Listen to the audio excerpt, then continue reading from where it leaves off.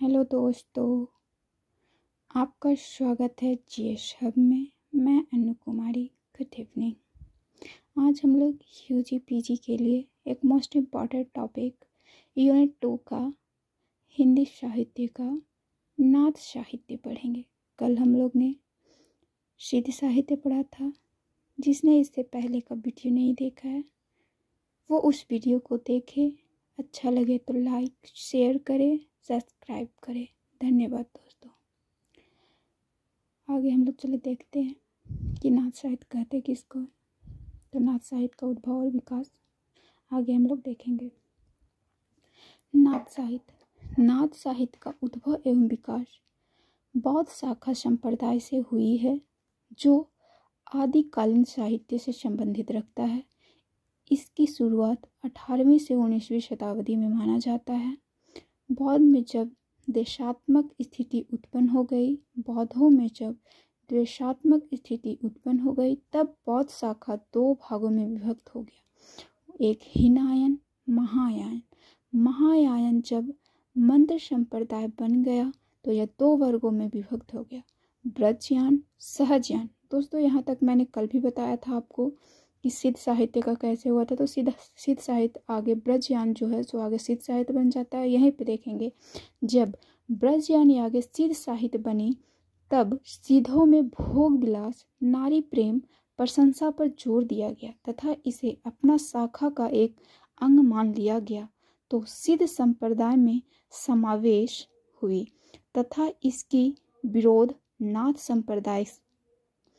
संप्रदाय करते हुए तथा इसका उदय तथा इसके विरोध में नाथ संप्रदाय का उदय हुआ। नाथ संप्रदाय का काल 12वीं से 14वीं शताब्दी मानी जाती है तथा नाथों की संख्या 12 मानी जाती है। तो दोस्तों मैंने इससे पहले आपको क्या बताया था। तो सिद्ध साहित्य में सिद्धों की संख्या 84 मानी जाती है और नाथों की संख्या कितनी है दोस्तों, तो 12 मानी जाती है। नाथ संप्रदाय के अनुयायी गोरख को माने जाते हैं। सिद्ध संप्रदाय कौन थे, तो नीचे लोग के थे जो पढ़े लिखे नहीं हुआ करते थे। और हमारा जो सिद्ध साहित्य है वो गोरे लोग हुआ करते थे, अंग्रेज लोग हुआ करते थे। इसके अनुयायी माने जाते था। सिद्ध साहित्य के संप्रदायों में शिव की प्रधानता थी। इसमें शिव की प्रधानता है। शिव संप्रदाय में जो भोग विलास की प्रधानता थी, नाथ संप्रदाय ने इसका घोर विरोध किया। सिद्ध साहित्य में जो नारी का भोग विलास का संप्रदाय था, तंत्र मंत्र से जो प्रभावित था, इसका विरोध कौन करता है, तो नाथ साहित्य इसका विरोध करता है। इनकी साधना पद्धति हठ योग संबंधित है। ये ईश्वर को शून्य रूप में मानते हैं। नाथ साहित्य जो है, इनकी साधना पद्धति जो है वो हठ योग से संबंधित है और ये ईश्वर को शून्य रूप में मानते हैं। ईश्वर को अलख निरंजन मानते हैं, श्रेष्ठ मानते हैं। नाथ लोग जो है, सिद्ध लोग गुरु को श्रेष्ठ मानते थे और इसमें जो है नाथ में जो है गुरु को शून्य मानते हैं। और इसका संप्रदाय पद्धति जो है वो हमारा हठ योग्य है और ये ईश्वर को ही अलख निरंजन मानते हैं, श्रेष्ठ मानते हैं। नाथ साहित्य में वैराग को कवि महत्व देते हैं। नाथ साहित्य में जो है वो वैराग को कवि महत्व देते हैं और गृहस्थ के प्रति अनादर का भाव रखते हैं। अर्थात ये वैरागी जीवन जीने के लिए बोलते हैं और गृहस्थ जीवन में रह करके मतलब नाथ साहित्य का ये भोग विलास, नारी भोग विलास, शारीरिक सुख संप्रदाय, ये सब चीज़ों का नाथ साहित्य जो है वो विरोध करता है।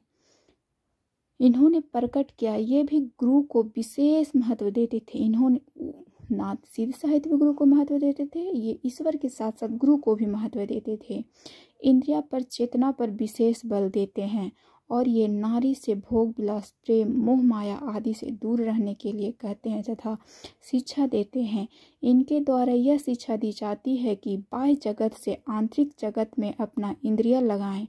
मतलब ये नाथ साहित्य में यह शिक्षा दी जाता है कि अपनी इंद्रियां अगर लगानी ही हैं तो बाह्य जगत से आंतरिक जगत में लगाओ, मोह माया में नहीं, भोग विलास में नहीं। इन्होंने पाखंडों और बाह्य आडंबरों का खुलकर विरोध किया। इसमें भी विरोध करते हैं, और हम आज बताया था दोस्तों कि सिद्ध साहित्य में भी विरोध किया जाता है। सदाचार, योग, संयम आदि पर इन्होंने बल दिया है। इन्होंने सदा जीवन, योग, संयम आदि पर इन्होंने बल दिया है। रूढ़िवादी, धार्मिक, मूर्ति पूजा, कर्मकांड का इन्होंने खंडन किया है। नाथ संप्रदाय के लिए 12 संप्रदाय में कुछ इस प्रकार है, जैसे सुरेंद्रनाथ, गोरखनाथ, जालेंद्रनाथ, आचार्य हजारी प्रसाद द्विवेदी, आचार्य रामचंद्र शुक्ला आदि कवि हैं। नाथ साहित्य के 12 संप्रदायों में से कुछ इस प्रकार के कवि हैं, जो है सुरेंद्रनाथ, गोरखनाथ,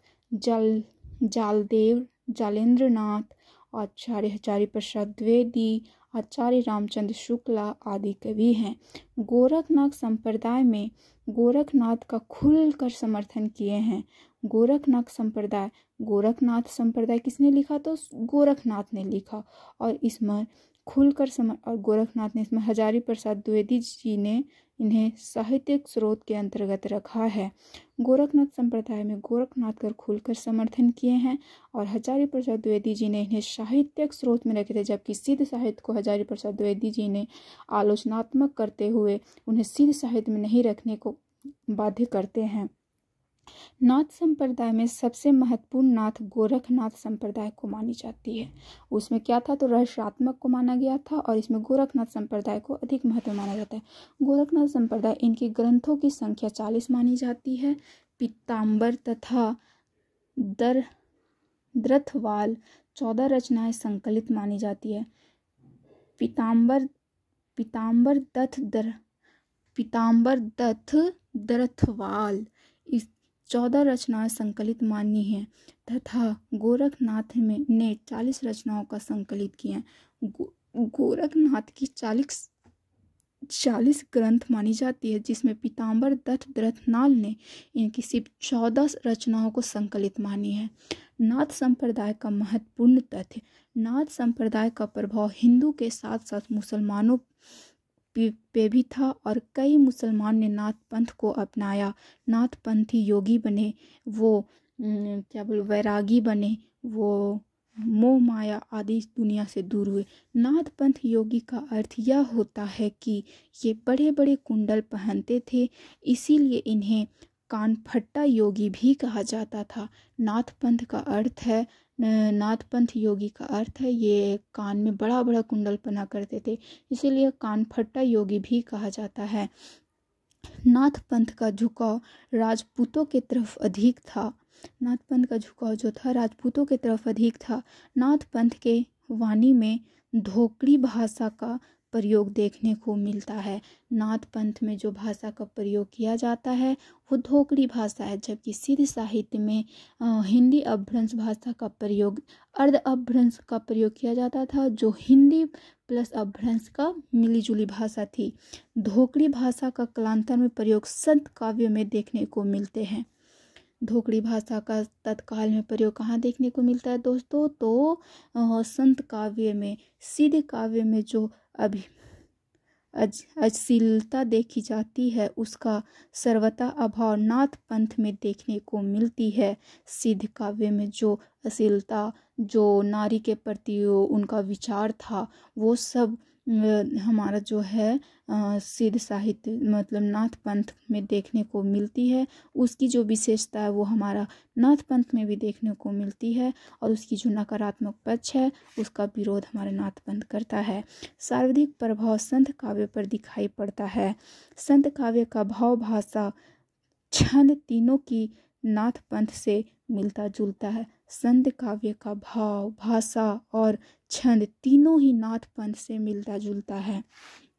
नाथ पंथ से हमारा संत काव्य का हमारा नाथ पंथ में क्या क्या मिलता है? तो भाव मिलता है, भाषा मिलता है, उसका छंद मिलता है।